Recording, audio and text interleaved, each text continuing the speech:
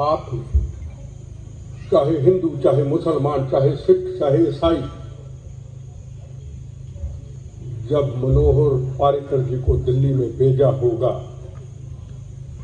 तो सबसे पहले पाकिस्तान को कहा होगा, इस मुल्क की सरहद को कोई छू नहीं सकता, इस मुल्क की सरहद की निगहगार है आके।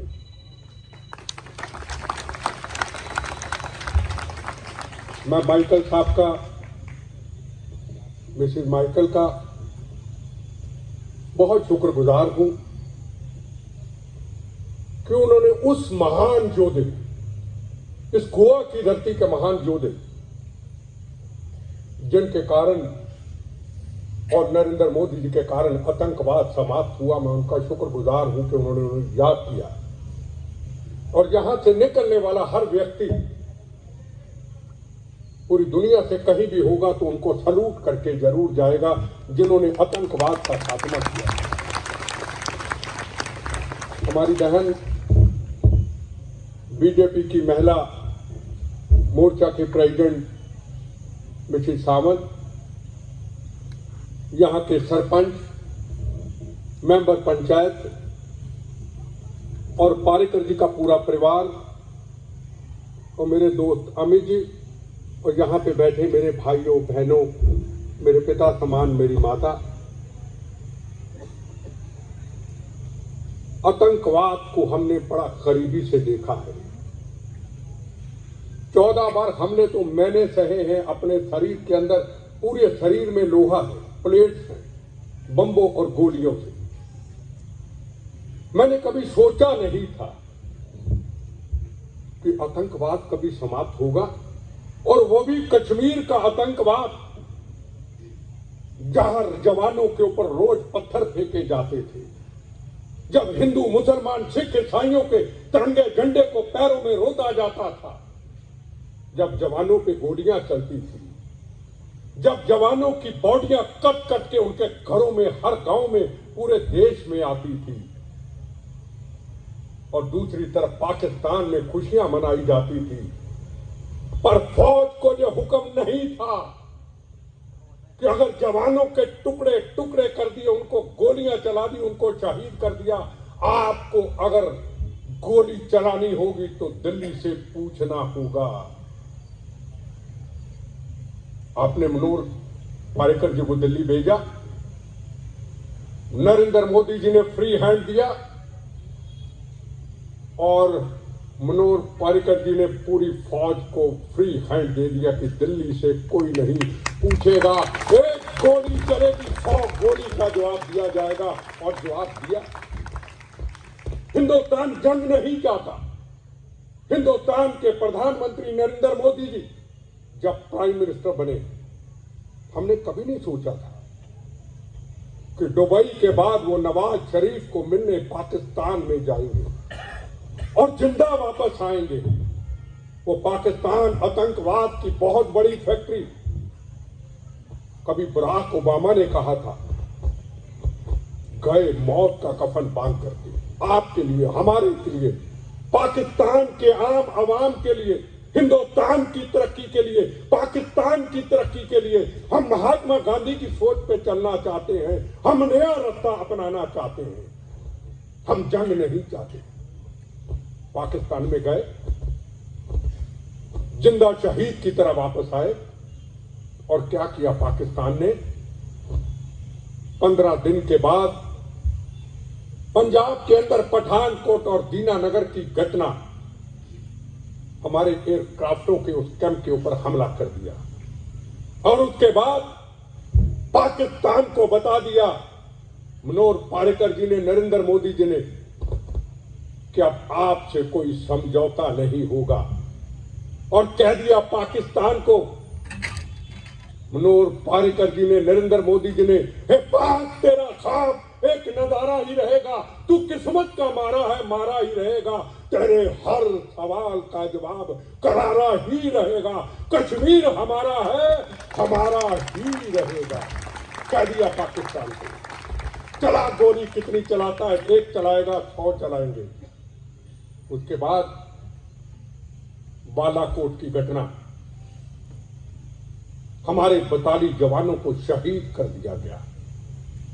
चुनाव सामने था, सरकार क्या करे? अगर एयरक्राफ्ट भेजे सर्जिकल ऑपरेशन में 2 भी गिर गए, 1 भी गिर गया तो चुनाव में असर आता। और नरेंद्र मोदी जी और मनोज पारेकर जी ने कहा चुनाव जीते या ना जीते, सरकार बने या ना बने, बताली जवानों का बदला लेंगे। बालाकोट में घुस करके वो सर्जिकल ऑपरेशन किया। 500 के करीब वो आतंकवादी जो हिंदुस्तान के अंदर, चाहे पंजाब हो, चाहे दिल्ली हो, चाहे गोवा हो, पूरे हिंदुस्तान में दहशत फैलाना चाहते थे, उसको खत्म करके, सवा करके, जिंदा शहीद की तरह 15 मिनट में जवान वापस आए। ये आपकी ब्लेसिंग से हुआ। आपको भी सलूट करते हैं, आपके आगे भी हमने सिर झुकाते हैं कि ऐसे महान लीडर दिए आपने। और उसके बाद पारेकर जी मौत की जंग लड़ रहे थे और एक तरफ जंग थी उन सरहदों के ऊपर भारत मां की वो जंग कि मेरी भारत मां को आंच ना आए, मेरे जवानों को आंच ना आए। एक तरफ मौत की जंग, एक तरफ भारत मां की सरहदों की जंग। वो जंग उन्होंने जीती। अगर सर्जिकल ऑपरेशन ना होता, क्या 370 धारा हटती? 370 धारा 75 साल की कैंसर की बीमारी को, जहां हजारों जवानों की शहादत हुई, हजारों बहनों के सुहाग उजड़ गए, हजारों बच्चे यतीम हो गए, पार्लियामेंट के ऊपर हमला हुआ। आज उनका वो दिन है शहीदों को याद करने का। 26/11 की घटना हुई, पूरे देश के अंदर आतंकवाद था, रोज सुना करते थे। आज आप दिवाली के दिनों में दिल्ली ब्लास्ट हुए, ट्रेनों के अंदर बॉम्बे में ब्लास्ट हुए, जयपुर के अंदर राजस्थान में एक दिन के अंदर 120 लोगों को मार दिया गया। कोई दिन ऐसा नहीं था, सुबह अखबार पढ़ते थे, रात को टीवी पढ़ते थे, आज यहां गोली, कल वहां गोली, कल वहां फसाद।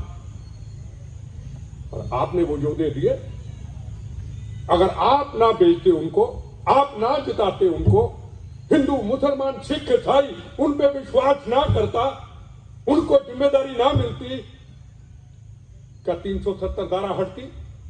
क्या आतंकवाद समाप्त होता?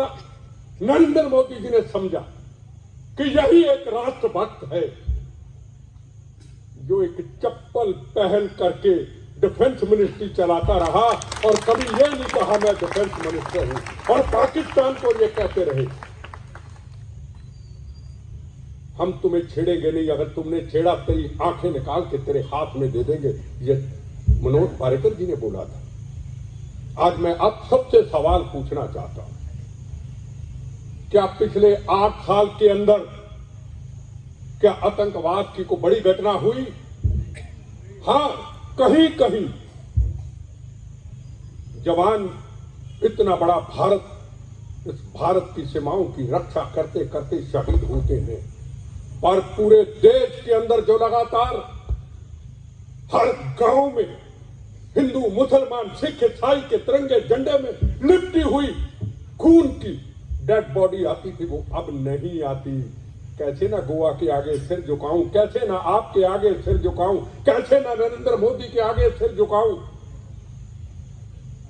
और गोवा की डेवलपमेंट, गोवा का विकास, हम पहले भी गोवा आते थे, बड़े बड़े पुलों का निर्माण, उनके सपनों को चीफ मिनिस्टर सामत जी ने सपनों को पूरा किया।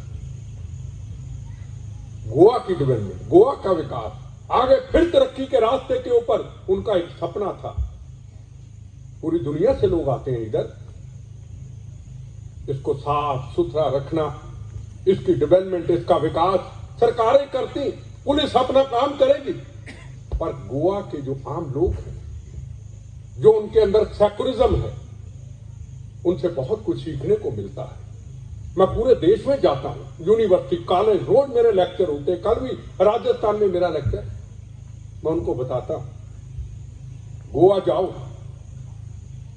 शांति लो, एंजॉय करो, पर गोवा के लोगों से उनकी संस्कृति, उनके संस्कार, उनका बोलापन, उनकी ईमानदारी वो भी जरूर सीख के आओ, तभी हम भी उनके रास्ते में चले। आज का हिंदुस्तान उस तरक्की के रास्ते पे चला गया जो आगे बढ़ता ही जाएगा। आज रशिया यूक्रेन की लड़ाई, उस जंग के अंदर हर तरफ खून, पाकिस्तान के बच्चे, नेपाल के बच्चे, बांग्लादेश के बच्चे, पर यह कह दिया गया जिसके हाथ में हिंदू, मुसलमान, सिख, ईसाइयों का तिरंगा झंडा होगा उस पे गोलियां नहीं चलेगी। और पाकिस्तान दुश्मन देश के बच्चे भी तिरंगा झंडा उठा करके बच के आगे। और वहां के मां बाप ने कहा अगर भारत का तिरंगा झंडा ना होता तो हमारे बच्चे जिंदा ना लौटते। ये आज भारत एक तरक्की के रास्ते पे जा रहा है, इसको हमें और मजबूत करना है। और जहां तक आतंकवाद का सवाल, जहां आतंकवाद जिस देश में समाप्त हो जाता है वो देश की रफ्तार को कोई रोक नहीं सकता। आज दुनिया के प्राइम मिनिस्टर, अमेरिका के राष्ट्रपति, पूरी दुनिया के, ऑस्ट्रेलिया के, आज हिंदुस्तान के आगे सिर झुकाते हैं। हां, कहीं ना कहीं मेरा सिर झुकता है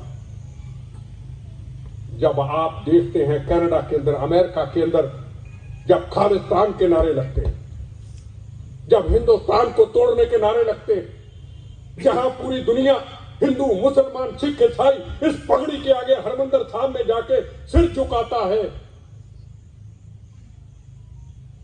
वहां से सब देश को तोड़ने की बात होती है कि हम खालिस्तान बनाएंगे।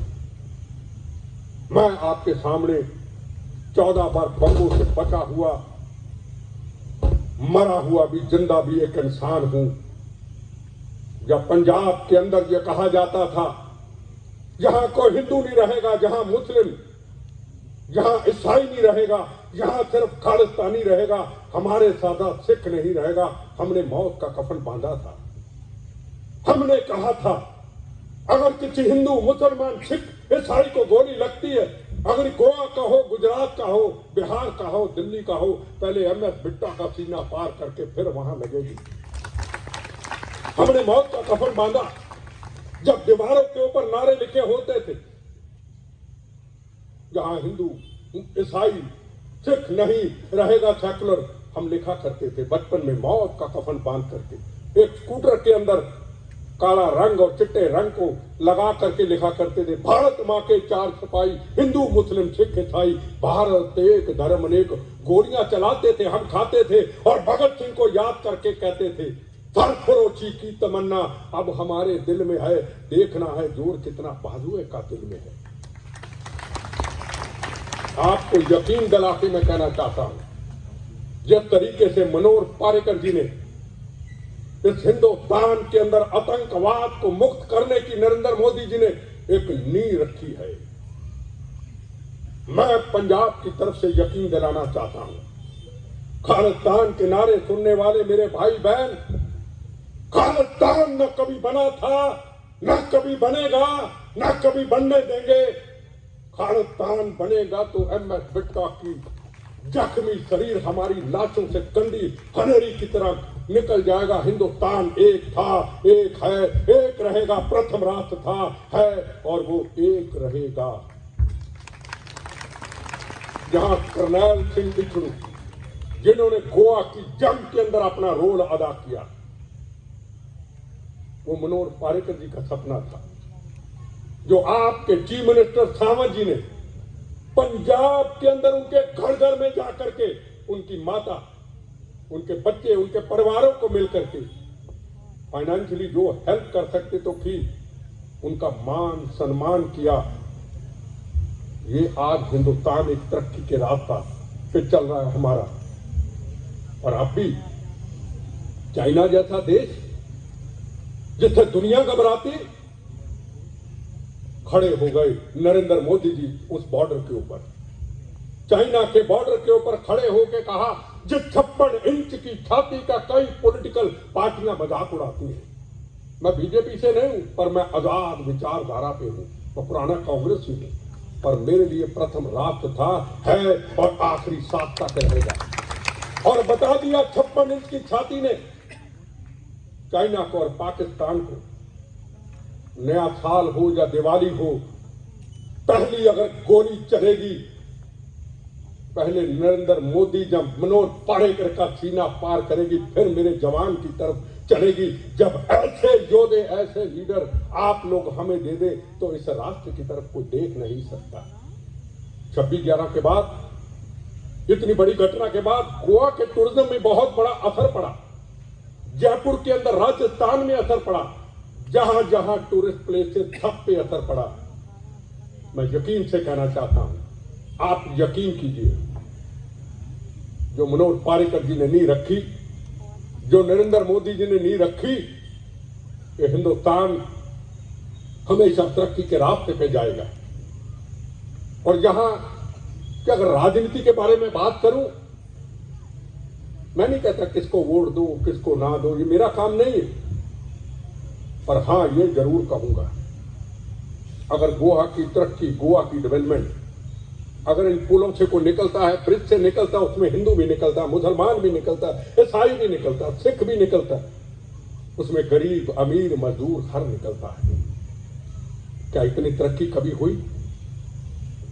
वोट किसको देना? प्रथम राष्ट्र को वोट दे देना, बस प्रथम राष्ट्र। इस गोवा की डेवलपमेंट के लिए, गोवा के विकास के लिए, पूरे दुनिया के अंदर एक गोवा एक नाम है। यहां के हमारे फ्यूचर बच्चे, जो बच्चे बड़े होंगे, ऐसा गोवा तरक्की के रास्ते पे जाए कि हमारे बच्चों का यहां फ्यूचर बने, ये मैं जरूर आज आपको कहना चाहूंगा। इन्हीं शब्दों के साथ मैं आपका शुक्रिया अदा करता हुआ, माइकल साहब, मिसिज माइकल का, पारेकर जी के पूरे परिवार का, उनके बेटे का, मैं जरूर कहना चाहूंगा उस परिवार को, पारेकर साहब के परिवार को, आपके ऊपर में हमें फक्र है, आपके ऊपर हमें फक्र रहेगा। जो कमाई, जो राष्ट्रभक्ति, जो देश के अंदर वो जवानों के लिए, जिन जवानों की, हजारों जवानों की हमारे राजनीतिक गलतियों के कारण शहादत हुई, आने वाले वक्त के अंदर उन पॉलिटिकल पार्टियों से सवाल पूछे जाएंगे। हमारे लाखों जवानों, हजारों जवानों, हमारे बहनों के उजड़ते हुए सवाल, ट्रेनों में ब्लास्ट, बसों में ब्लास्ट, 26/11 की घटना, पार्लियामेंट की घटना, ट्रेनों से निकाल करके लोगों को शहीद कर देना, सिर्फ कश्मीर के कारण, कश्मीर के राजनीतिक फैसले के कारण आपकी गलतियों से हुए। अगर आपने मनोहर पारेकर जी की उस पॉलिसी को, आपने अगर नरेंद्र मोदी जी की पॉलिसी को उस वक्त अपनाया होता, आज लाखों जवानों की शहादत ना होती, आज हजारों बहनों के सुहाग ना उजड़ते, आज हजारों बच्चे यतीम ना होते। पहले क्यों नहीं हुआ? आने वाली नस्लें, आने वाले हमारे बच्चे जब इतिहास के पन्नों को, उस तस्वीर को देख करके सलूट करते हुए उनके इतिहास को देखेंगे और पिछले खूनी इतिहास को देखेंगे, तो कहेंगे इसके जिम्मेदार वही लोग थे जिन्होंने जवानों को खुली छूट नहीं दी। एक चलेगी 100 चलाएंगे, अगर दी होती तो हमारे बहनों के सुहाग ना उजड़ते, हमारे बच्चे यतीम ना होते। इन्हीं शब्दों के साथ आपका शुक्रिया अदा करते हुए, माइकल साहब का शुक्रिया अदा करते हुए, और यहाँ के चीफ मिनिस्टर सावंत साहब का, जिन्होंने माइकल साहब के साथ मिलकर के मनोहर पारेकर जी के सपनों को साकार किया है, अगली बार आके उनके वहां सम्मानित करेंगे। इन्हीं शब्दों के साथ मैं आपको शुक्रिया अदा करता हूं। वंदे मातरम, जय हिंद।